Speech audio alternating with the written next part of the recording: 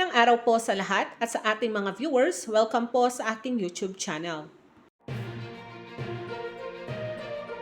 Ngayong araw, ang GSIS ay nag-post sa kanilang official FB page ang mga updated na lugar na pwede nang mag-avail ng GSIS Emergency Loan. Narito ang post ng GSIS.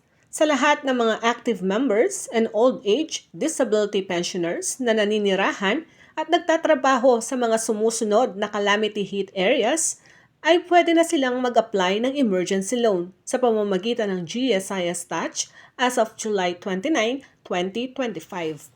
Narito ang mga lugar na pwede nang mag-apply sa GSIS. Municipalities of Moncada and Paniqui, Interlac, Anda, at Lingayen in Pangasinan, provinces of La Union, Laguna, and Oriental Mindoro, and the city of San Carlos, Pangasinan. Pwede silang mag-apply sa July 29, 2025 hanggang August 28, 2025. Municipalities of Mamburao at Sablayan in Occidental Mindoro, pwede silang mag-apply ng July 29, 2025 hanggang August 27, 2025. Ang Parañaque City naman to July 28, 2025 hanggang October 27, 2025. City of Tanawan, Batangas, pwede silang mag-apply ng July 28, 2025 hanggang August 27, 2025. Muntinlupa City, July 27, 2025 hanggang October 26, 2025. Para naman sa Caloocan City, July 26, 2025 hanggang October 25, 2025. Province of Rizal, July 26 hanggang October 24, 2025.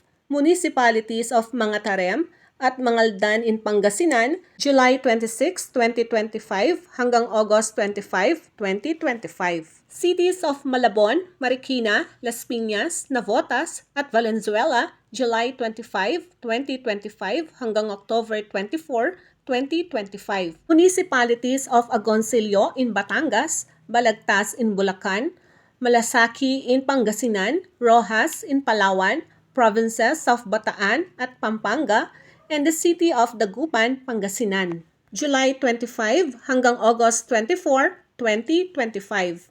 Province of Cavite, the city of Manila and Quezon City, July 24 to October 23, 2025. Municipalities of Kalumpit in Bulacan and Umingan in Pangasinan, July 24 up to August 23, 2025. Province of Siquijor, July 17 to August 15, 2025.